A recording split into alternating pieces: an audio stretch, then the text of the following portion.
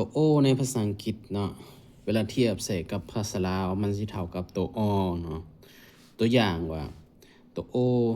ใส่ตัวสะกดตัว X มันเป็นสระ ox เนาะใส่ตัว B เป็น box เนาะ เฮามาเบิ่งตัวอย่างหลายๆตัวเนาะสระ ox ตัว O ใส่ตัว X เป็นสระ ox ใส่ตัว B เป็น box ออกเสียง box แปลว่ากับหรือว่ากล่องเนาะตัว O ใส่ตัวสะกดตัว M กับตัว B เนาะภาษาอังกฤษตัวสะกดสามารถเป็นได้หลายตัวเนาะบ่มาใส่ตัว B เป็นบอมแปลว่าระเบิดเนาะตัว O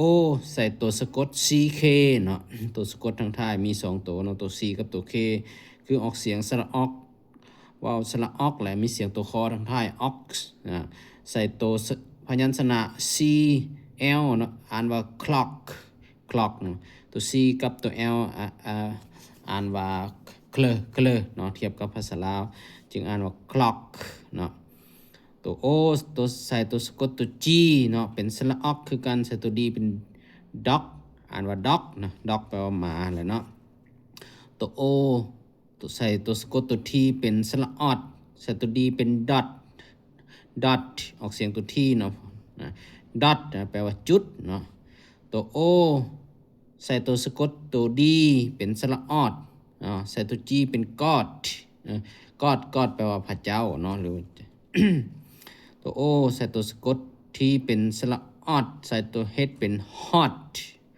แปลว่าฮ้อนเนาะตัว O ใส่ตัวสะกด B เป็นสระออบใส่ตัว J เป็น job แปลว่าอาชีพเนาะตัว O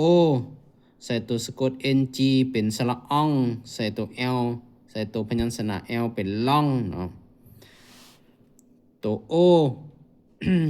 ใส่ตัวสะกด CH เป็นสระออกเสียงตัวคอตรงท้ายใส่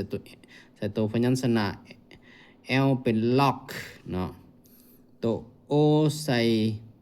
ตัวสะกด P เป็นสระออบใส่ตัวพยัญชนะตัว M เป็น mop แปลว่าไม้ถูพื้นเนาะอันนี้สระออดเนาะใส่ตัว N ใส่พยัญชนะ N เป็น not เนาะอันนี้ใส่ตัว P เป็น pot สระออบเนาะอันนี้ใส่ตัว R เป็น drop แปลว่าผ่าเนาะอันนี้สระอ่องตัว N กับตัว G เป็นเท่าเสียงตัวงอในภาษาลาวสระอ่องใส่ตัว S เป็นซองแปลว่าเพลงเนาะตัว O ใส่ตัวสะกด double S หรือว่าตัว S 2ตัวเป็นสระ